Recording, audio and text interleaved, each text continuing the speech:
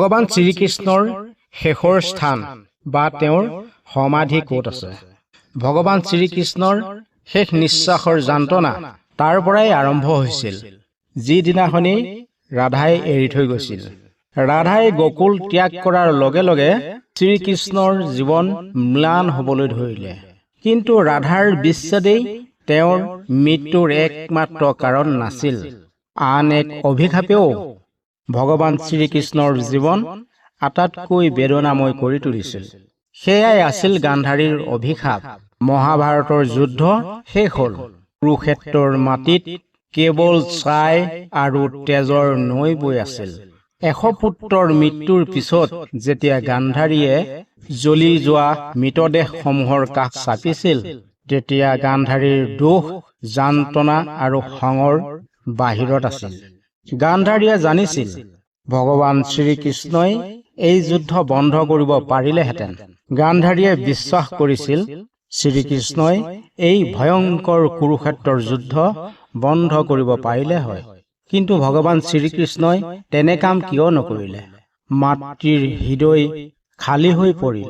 ধৰ্মক পৃথিৱীত প্ৰতিষ্ঠা কৰিবলৈ, পৃথিৱীৰ পৰা পাপ নাশ কৰিবলৈ এই ধ্বংসৰ যাত্ৰা চলি থাকিবলৈ দিছিল। তেতিয়া গান্ধাৰীয়ে ভগৱন্ত শ্ৰী বিষ্ণুৰ ফালে চাই তেওঁৰ ওচৰলৈ আগবাঢ়ি আহিল আৰু ভগৱান শ্ৰী বিষ্ণুৰ ওচৰত গান্ধাৰীয়ে ক'লে, হে মাধৱ, তুমিতো সকলোৱেই বুজিছিলা, তুমিতো সকলো কথাই আগতেই গম পাইছিলা। তথাপিও তুমি মোৰ 100 পুত্ৰক মৰিবলৈ এৰি দিলা। এই যুদ্ধখন তুমি বন্ধ কৰিব পাৰিলা হয়, কিন্তু তুমি তেনে নকৰিলা। মাত্ৰ দৰ্শক হৈয়ে তুমি চাই থাকিলা। তুমি আজি অনুভৱ কৰিব পাৰিছা যে মোৰ মাতৃত্বৰ বেদনা কিমান। মই তোমাক অভিশাপ দিছো। মোৰ বংশ যেনেকৈ ধ্বংস হৈ গ'ল, তেনেদৰেই তোমাৰ যদুবংশও এদিন ধ্বংস হৈ যাব আৰু তুমি অকলশৰীয়া হ'বা, আৰু তুমি মোৰ নিচিনাকৈ এদিন অকলশৰীয়া অনুভৱ কৰিব লাগিব। তুমি তোমাৰ আপোনজনৰ পৰা অকলশৰীয়া হৈ বংশৰ ধ্বংস নিজ চকুৰে দেখিবলৈ পাবা। প্ৰভু ভগৱন্তই এই অভিশাপ শান্তভাৱেই গ্ৰহণ কৰিলে। ভগৱান শ্ৰীকৃষ্ণই এই কথা আগতেই গম পাইছিল। সেই গান্ধাৰীয়ে দিয়া অভিশাপৰ ফলতেই এদিন যদুবংশ ধ্বংস হ'ব বুলি। গান্ধাৰীৰ অভিশাপ, ৰাধাৰ বিচ্ছেদৰ বেদনা আৰু যদুবংশৰ ধ্বংস, এইদৰেই আছিল ভগৱান শ্ৰীকৃষ্ণৰ অন্তিম বেদনা, যিবোৰেই ভগৱান শ্ৰীকৃষ্ণৰ অন্তৰত গভীৰভাৱে ভৰি পৰিছিল। প্ৰিয় দৰ্শক, এতিয়া আমি জানো আহক তাতা যুগত প্ৰভু ৰামে দিয়া এক কথাৰ লগত শ্ৰী বিষ্ণুৰ অন্তিম পৰ্যায়ৰ মৃত্যু কিদৰে মিল আছে। যদি আপুনি শ্ৰীকৃষ্ণৰ শেষ নিশ্বাসৰ কাহিনী শুনিব বিচাৰে, তেতিয়াহ'লে ভিডিঅ'টো শেষলৈকে মন দি চাবলৈ ধৈৰ্য ৰাখিব। ৰাৱণ বধ কৰি প্ৰভু শ্ৰীৰাম অযোধ্যালৈ উভতি আহিল। ধৰ্মীয় শাসনৰ প্ৰতিষ্ঠা কৰাৰ সময়ছোৱা আছিল ত্ৰেতা যুগ। এদিন সন্ধিয়া এজন তপস্বী অসুৰ অযোধ্যাত ঘূৰি ফুৰিছিল। তাৰ নাম আছিল জৰা। এই অসুৰটোৱে কাজিয়া বা যুদ্ধ বিচৰা নাছিল। তেওঁ কেৱল এটা উত্তৰহে বিচাৰি ফুৰিছিল গোটেই অযোধ্যাৰ মাজত।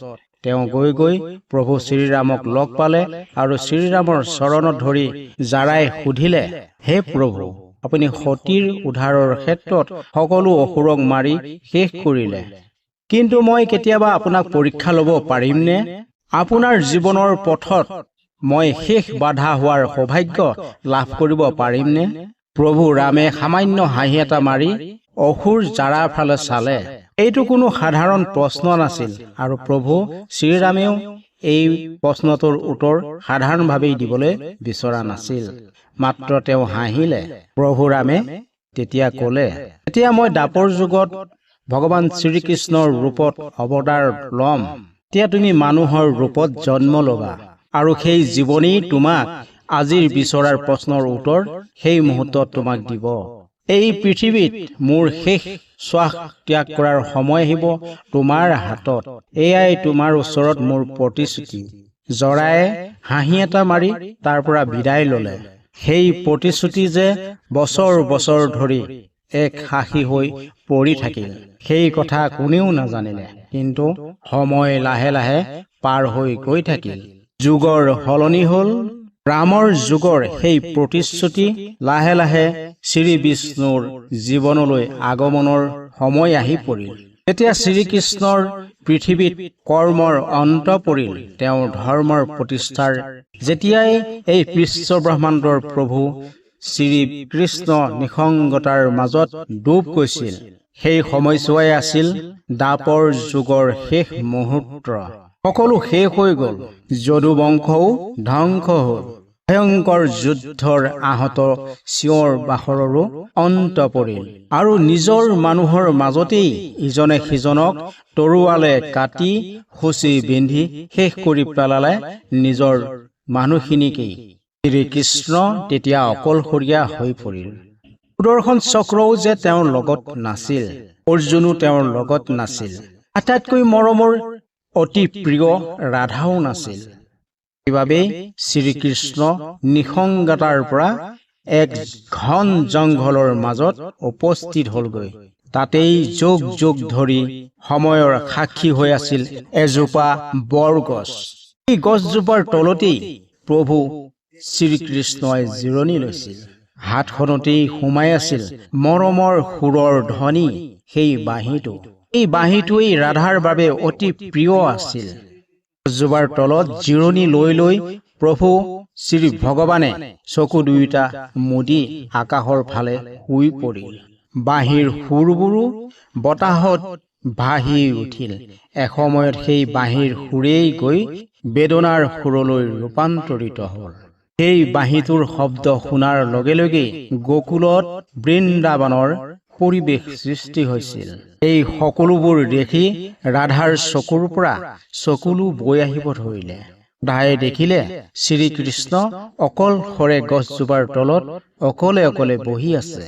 সমগ্ৰ বিশ্বৰ সেই প্ৰেমত পৰা অলৌকিক ৰূপটো আজি যে নিজেই সেই প্ৰেম মোহৰ মাজত সোমাই পৰিছে। উচুপি উচুপি ৰাধাই শ্ৰীকৃষ্ণৰ ফালে হাত দুইখন আগবঢ়াই দিলে। কিন্তু ৰাধাৰ দুইখন হাতে শ্ৰীকৃষ্ণক স্পৰ্শ কৰিব নোৱাৰিলে। সমগ্ৰ বিশ্বই পূজা কৰা সেই গকুলৰ দেৱী ৰাধা আজি শ্ৰীকৃষ্ণৰ ওচৰত অসহায় হৈ পৰিছিল। আৰু ৰাধাই কবলৈ ধৰিলে, প্ৰভু, অনুগ্ৰহ কৰিছো, মোক আৰু নজ্বলাব, মোক আৰু দুখ নিদিব। ৰাধাৰ আত্মাই হুকহুকাই কান্দি উঠিছিল।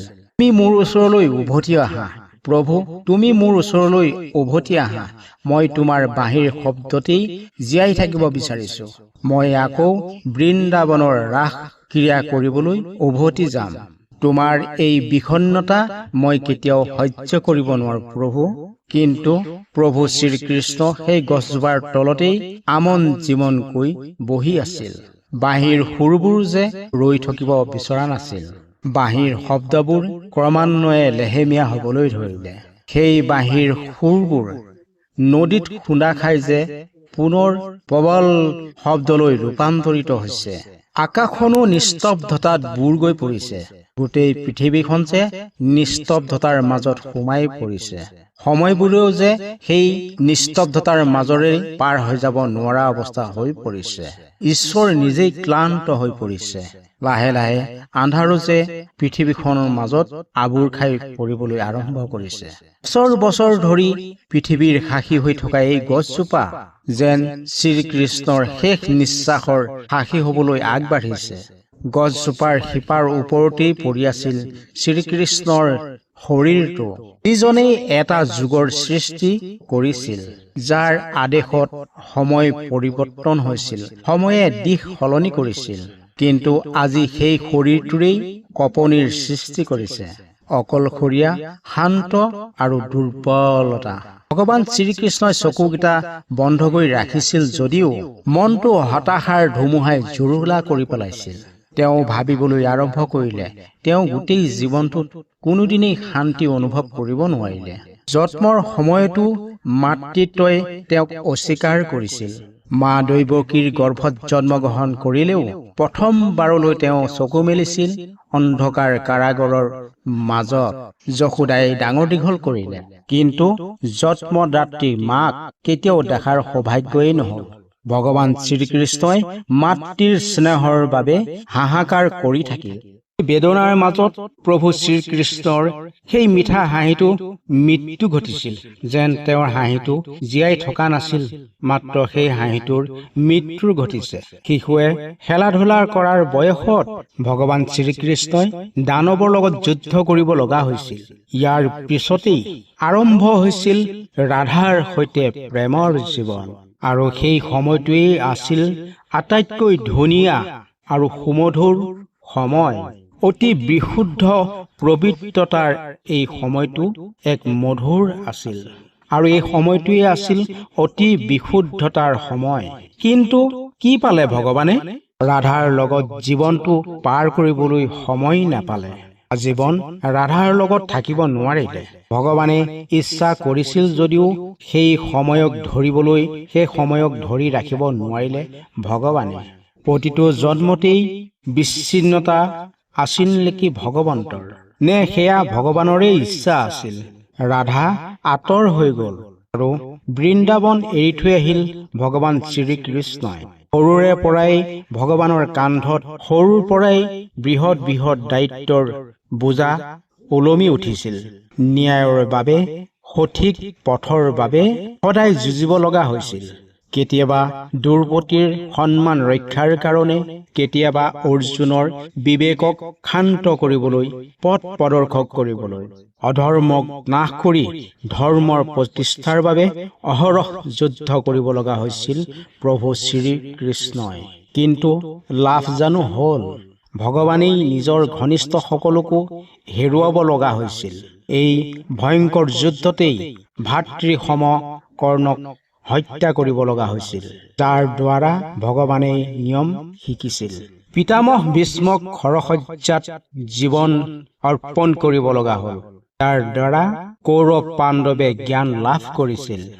দুৰ্ণ যুদ্ধত নিহত হল। দাদা, ভাই, পুত্ৰ সকলো সম্বন্ধীয়ই যে কুৰুক্ষেত্ৰৰ যুদ্ধত শেষ হৈ গল। যিটো সময়ত ধৰ্মৰ ৰক্ষা, সতীত্বৰ ৰক্ষা কৰিব বিচাৰিছিল, সেই সময়তেই সৰ্বস্ব ধ্বংস কৰিলে ভগৱন্ত শ্ৰীকৃষ্ণই। যদুবংশইও নিজৰ মানুহখিনিকেই ধ্বংস কৰি পেলালে নিজৰ দ্বাৰা। এদিন সকলো হেৰুৱাই পেলালে ভগৱান শ্ৰীকৃষ্ণই। আজি তেওঁৰ কাষতচোন বলোৰামো নাই সুদামা, ৰাধা, বলোৰাম, এই সকলোবোৰ। এই সময়ত ভগৱান শ্ৰীকৃষ্ণৰ হাতত মাত্ৰ এটি বাঁহী, যাৰ সুৰৰ ধ্বনি শুনিবলৈ কোনোৱেই নাই। এতিয়া যদি সেই বাঁহীটো বজায়ো, প্ৰত্যেকটো সুৰেই ৰাধাৰ সেই বেদনা ভৰা সময়খিনিকেই মনলৈ আজৰি আনে। অধৰ্মৰ লগত যুঁজ কৰি কৰি নিজৰ মানুহখিনিকেই, নিজৰ প্ৰেমকেই বিসৰ্জন দিব লগা হল এই পৃথিৱীখনৰ পৰা। মাতৃক বিচাৰি পালে, কিন্তু আঁতৰি গল। বাই ভনীক বিচাৰি পালে, এই পৃথিৱীৰ পৰা গুচি গল। ক্ষমতা লাভ কৰিছিল যদিও কিন্তু শান্তি আৰু পৰিয়াল লগত নাথাকিলে। এই সকলোবোৰ হোৱাৰ পিছতো অন্তিম পৰ্যায়ত ভগৱান শ্ৰীবিষ্ণুৱে শেষ নিশ্বাস লৈ থাকিব লগা হৈছে। আজি যে অকলশৰীয়া, নিস্তব্ধ, নিমাময় এক পৰিৱেশত ভগৱান শ্ৰীবিষ্ণুৱে সেই গছজোপাৰ তলতেই বহি পৰিছে, সঙ্গী মাত্ৰ হাতত থকা ভঙা বাঁহীটো। হয়তো আজি ৰাধাৰ প্ৰয়োজন হৈছে। ভগৱান কৃষ্ণইও ৰাধাৰ ওচৰলৈ গুচি যাবলৈ মন গৈছে। ওঠৰ পৰা বাঁহীটো এৰুৱাই বুকুখনত হেঁচা মাৰি ধৰিলে। এনেতে বাঁহীটোও চোন দুটুকুৰা হৈ ভাগি পৰিল। তেতিয়াই ভগৱান শ্ৰীকৃষ্ণৰ ৰাধাৰ স্মৃতি ভাগি থাকিল। সেই গছজোপাৰেই যে সাক্ষী হৈ পৰিল ৰাধা আৰু কৃষ্ণৰ ভঙা বাঁহীৰ টুকুৰাকেইটা। মাত্ৰ তেওঁৰ ওচৰত আছে গভীৰ নিস্তব্ধতা। ভগৱান শ্ৰীকৃষ্ণ বৰগছজোপাৰ তলতেই, বৰগছজোপাৰ শিপাৰ ওপৰতেই যে বাগৰি আছিল। আকাশখনলৈ চাই হাজাৰ কথা যে ভগৱান শ্ৰীকৃষ্ণই ভাবি আছিল। ভগৱানৰ হাত দুইখনৰ মাজতেই বাঁহীৰ টুকুৰাকেইটা আছিল, কিন্তু সেই বাঁহীটোৰ পৰা কোনো সুৰৰ ধ্বনি ওলোৱা নাছিল। এই গোটেইবোৰ কথাৰ জৰিয়তে ভগৱান ভাগৰুৱা হৈ পৰিছিল।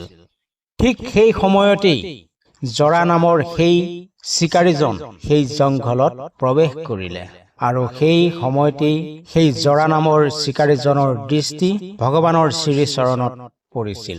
দূৰৰ পৰাই হালধীয়া ৰঙৰ বস্ত্ৰৰ ৰং ভগৱান শ্ৰীকৃষ্ণৰ ভৰিৰ প্ৰত্যক্ষ কৰি এই জৰা নামৰ চিকাৰীজনে ভাবিলে, হাবি জোপোহাৰ মাজত হৰিণা এটা লুকাই আছে। কোনো কথাই নাভাবি সেই জৰা নামৰ চিকাৰীটোৱে ধনুখন হাতত লৈ কাঁড় পাত এৰি পঠিয়ালে। সেই কাঁড়টোৱে বতাহ ফালি প্ৰভু ভগৱানৰ ভৰিখনত চিলাই পেলালে। যেতিয়া সেই চিকাৰী জৰাই সেই দৃশ্য স্পষ্টকৈ দেখিবলৈ পালে, তেতিয়াই জৰাই চিঞৰি উঠিলে, প্ৰভু, মই বহু ডাঙৰ অপৰাধ কৰিলো, মই বহু ডাঙৰ ভুল কৰি পেলালো। তেতিয়া ভগৱান শ্ৰীকৃষ্ণই ভাগৰুৱা মাতেৰে জৰাক উদ্দেশ্যি মাত লগালে, দুখ নকৰিবা জৰা, তুমি তোমাৰ কৰ্ম পূৰ্ণ কৰিলা। এইটোৱে আছিল সেই মুহূৰ্ত, যিটো মুহূৰ্ততেই ভগৱন্তই নিজৰ আত্মা বৈকুণ্ঠ ধামলৈ গমন কৰিবৰ সময় হৈছিল। এয়াই আছিল ভগৱান শ্ৰীকৃষ্ণৰ শাপৰ ফল, এক শোকাবহ দৃশ্য। যি দৃশ্য দেখি সেই চিকাৰী জৰাই কান্দিবলৈ আৰম্ভ কৰিলে। বৰগছজোপাত পৰি থকা ভগৱন্তৰ শৰীৰটো নিথৰ হৈ পৰি আছিল, আৰু দুইটা চকুৰে আকাশখনৰ ফালে নিবদ্ধ হৈ ৰখি আছিল। সময়ত বৃন্দাবনত প্ৰেমৰ সুৰ ভাগ বতৰা কৰি ফুৰা সেই বাঁহীৰ ধ্বনিও যে নিস্তব্ধ হৈ পৰিল। এজন চিকাৰীৰ দ্বাৰা ভগৱন্তৰ সেই পৃথিৱী যাত্ৰাৰ অন্ত পেলালে। সেই চিকাৰীজনে শ্ৰীকৃষ্ণৰ ভৰি দুখনতেই খামোচ মাৰি ধৰি কান্দি কান্দি তেওঁৰ ফালে চাই আছিল। চিকাৰীজনৰ দুই চকুত নদীৰ দৰে চকুৰ পানী ববলৈ ধৰিলে। হৃদয়খনত অপৰাধৰ ভাৱনাই চিকাৰীজনৰ বুকুখন ভৰি পৰিছিল। প্ৰভু, মই এয়া কি কৰিলো? সেই চিকাৰীটোৱে বাৰে বাৰে কান্দি কান্দি এনেধৰণে বিলাপ কৰি আছিল, কিন্তু ভগৱান শ্ৰীকৃষ্ণই নিথৰ নিশব্দ হৈ পৰি ৰখিছিল। চিকাৰীজনে লক্ষ্য কৰিছিল, প্ৰভু কৃষ্ণৰ মুখমণ্ডল স্পষ্ট আৰু সৌন্দৰ্যৱান হৈ আছিল, যেন এই কথা আগতেই প্ৰভু শ্ৰীকৃষ্ণই গম পাইছিল। বতাহত ভাহি অহা এক হুলস্থুলে সেই মুহূৰ্তৰ নিস্তব্ধতা নাশ কৰি পেলাইছিল, যেন প্ৰকৃতিয়েও কান্দিবলৈ আৰম্ভ কৰিছিল। দুখ আৰু কন্দনৰে ভৰি থকা সেই চিকাৰীজনে লাহে লাহে থিয় হল। তেওঁ দেখিলে ভগৱান শ্ৰীকৃষ্ণৰ শৰীৰটো অলপো লৰচৰ কৰা নাই, আৰু সেই মনোমোহা হাঁহিটো প্ৰভু ভগৱন্তৰ মুখত দেখিবলৈ পোৱা নাই। ইতিমধ্যে ভগৱানে নিজৰ জীৱন ত্যাগ কৰি সৰগত গৈ ৰাধাৰ লগত লগ হৈছেগৈ। জৰাই ভাবি ভাবি একো সিদ্ধান্তই ল'ব পৰা নাছিল। কি কৰিব কি নকৰিব এনেদৰে ভাবি থাকিল।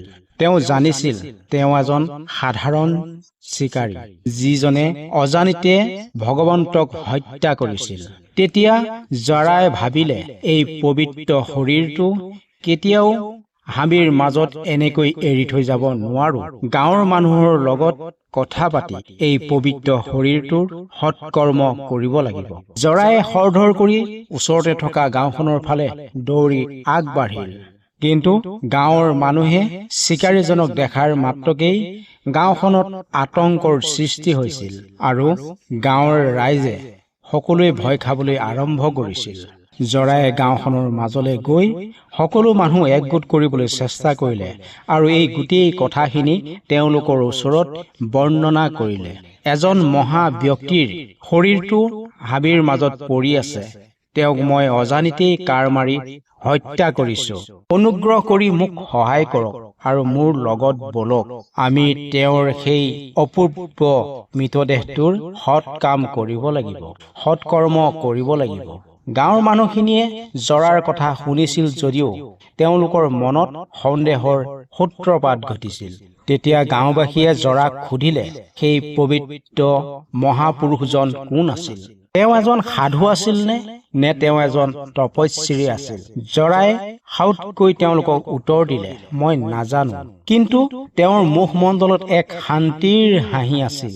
যেন তেওঁ কোনো সাধাৰণ মনুষ্য নহয়। তেওঁৰ হাতত আছিল এটা ভঙা বাঁহী আৰু তেওঁৰ বস্ত্ৰ পৰিহিত আছিল হালধীয়া ৰঙৰ। তেতিয়া সেই মানুহখিনিৰ মাজত থকা এজন বৃদ্ধ ঋষিয়ে এই কথা শুনি স্তম্ভিত হৈ পৰিল। এইজনটো ভগৱান শ্ৰীকৃষ্ণ। এই কথাটো শুনাৰ লগে লগে গাঁৱত হুলস্থুলৰ পৰিৱেশ সৃষ্টি হ'ল। সকলোৱে একেলগে সেই জংঘলৰ ফালে দৌৰিবলৈ আৰম্ভ কৰিলে। ল'ৰা ছোৱালী পুৰুষ মহিলা সকলোৱেই সেই গছজোপাৰ পিনে দৌৰি ঢাপৰি যাবলৈ ধৰিলে। জংঘলৰ গছজোপাৰ তলত উপস্থিত হোৱাৰ লগে লগে সকলোৱে কান্দিবলৈ আৰম্ভ কৰিলে। ভগৱান শ্ৰীকৃষ্ণৰ শৰীৰটো সেই বৰগছজোপাৰ তলতেই পৰি আছিল, কিন্তু তেওঁৰ ভৰিখন ৰক্তাক্ত হৈ আছিল। সেই চিকাৰীজনৰ কাঁড়ত শ্ৰীকৃষ্ণৰ ভৰি টোপালেৰে বোৱতী নদীৰ দৰে বৈ আছিল। কিন্তু তেওঁৰ মুখমণ্ডলত এক আচৰিত শক্তিৰ প্ৰভাৱ বিৰাজমান দেখিবলৈ পাইছিল। তেতিয়া সকলোৰে মাজত গুণাগুঠা হ'ল, এইজনটো ভগৱান শ্ৰীকৃষ্ণ। এইজনেই সেইজন শ্ৰীকৃষ্ণ যিজনে বৃন্দাবনত গোপিনীসকলৰ লগত নৃত্য কৰিছিল। কুৰুক্ষেত্ৰৰ ধৰ্মৰ প্ৰতিষ্ঠাৰ বাবে মহা অপৰাধী দুৰ্যোধনৰ সৈন্যবাহিনীক ধ্বংস কৰাজন। সকলোৱেই শ্ৰীকৃষ্ণৰ চৰণত প্ৰণাম কৰিবলৈ সকলোৱে আঁঠুকাৰি পৰিল। এজন ঋষিয়ে আগবাঢ়ি আহি ক'লে, আমি এতিয়া শ্ৰীকৃষ্ণৰ শেষ ৰীতি নীতিৰ কামত আগবাঢ়িব লাগে। এই শৰীৰটো তিনি সাধাৰণ শৰীৰ নহয়, এটা যুগৰ প্ৰতিষ্ঠা কৰা এটা পৰম শক্তিশালী শৰীৰ। আমি তেওঁৰ শেষ যাত্ৰাৰ সম্পূৰ্ণ ৰীতি নীতিৰে সম্পূৰ্ণ নিয়ম অনুযায়ী তেওঁক বিদায় দিব লাগিব। গাঁৱৰ ৰাইজেও ঋষিজনৰ কথা মতেই শ্ৰীকৃষ্ণৰ অন্ত্যেষ্টি ক্ৰিয়াৰ শোভাযাত্ৰা আৰম্ভ কৰিলে। সেই গাঁওবাসীৰ মাজৰে কেইজনমানে খৰি সংগ্ৰহ কৰিবলৈ ওলাই গ'ল, আৰু গাঁওবাসীৰ ৰাইজৰ মাজৰ মহিলাসকলে নদীৰ পৰা পবিত্ৰ পানী আনিবলৈ আগবাঢ়ি গ'ল। সেই দৃশ্যখিনি দেখি জাৰাই অপৰাধী মনটোত বাৰে বাৰে প্ৰশ্ন কৰি কৰি জংঘলৰ এটা কাষত ৰখি আছিল। গাঁওবাসীৰ মাজৰ পৰাই এজন ঋষিয়ে জাৰাৰ ফালে চাই ক'লে, তুমি এতিয়া দুখ কৰাৰ প্ৰয়োজন নাই। তুমি মাত্ৰ এখন লিখিত নাটকৰ অন্ত পেলালা। শ্ৰীকৃষ্ণৰ ইচ্ছাই আছিল তেওঁৰ অন্ত এনেদৰেই হ'ব লাগে। তেওঁৰ অন্ত এনেদৰেই হ'ব লাগে। গাঁওবাসীয়ে একগোট হৈ চন্দন কাঠৰ একুৰা জুই প্ৰস্তুত কৰিলে। এজন বুঢ়া শিল্পী তেওঁ কান্দি কান্দি ক'লে, এইটোৱেই সেইটো বাঁহী যাৰ সুৰে বৃন্দাবনৰ প্ৰতিটো প্ৰাণীক মুগ্ধ কৰি ৰাখিছিল। এই বাঁহীটো প্ৰভুৰ লগতেই শেষ যাত্ৰাত বিদায় দিয়া হওক। ঋষিজনে ভগৱান শ্ৰীকৃষ্ণৰ দেহৰ ওপৰত সেই বাঁহীটো ৰাখি দিলে। ঋষিয়ে মন্ত্ৰ জপ কৰিবলৈ আৰম্ভ কৰিলে। গাঁৱৰ মানুহখিনিয়েও একেলগে ভগৱানৰ নাম স্মৰণ কৰি গীত গাবলৈ আৰম্ভ কৰিলে। হৰে কৃষ্ণ হৰে ৰাম বতাহৰ ধ্বনিৰ লগত গুঞ্জৰিত হবলৈ আৰম্ভ কৰিলে।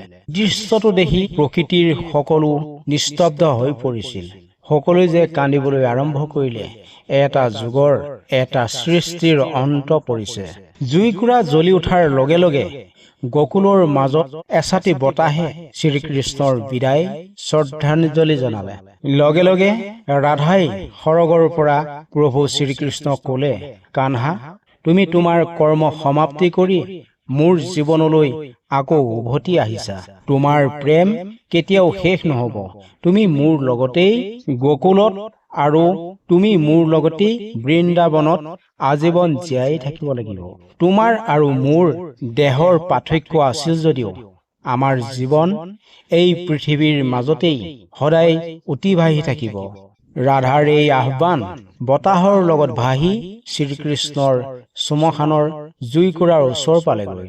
গাঁৱৰ মানুহখিনিয়ে বতাহৰ মাজতেই এটা মিঠা প্ৰতিধ্বনি শুনিবলৈ পালে, যেন ৰাধাৰ আত্মায়ো শ্ৰীকৃষ্ণক বিদায় দিছে। প্ৰিয় দৰ্শক, এনেদৰেই গাঁওবাসী সাক্ষী হৈ ৰল শ্ৰীকৃষ্ণৰ শেষ যাত্ৰাত। এতিয়াও দ্বাৰকা নগৰত সেই গছজোপাৰ বিষয়ে গাঁওবাসীৰ মুখে মুখে শুনিবলৈ পোৱা যায়। বন্ধুসকল, আপোনালোকে ভিডিঅ'টো শেষলৈকে চোৱাৰ বাবে অশেষ ধন্যবাদ। আপোনালোকৰ বন্ধুবৰ্গৰ মাজত এই ভিডিঅ'টো শ্বেয়াৰ কৰিবলৈ নাপাহৰিব। ভগৱান শ্ৰীকৃষ্ণই আপোনালোকক কৃপা প্ৰদান কৰক। ধন্যবাদ।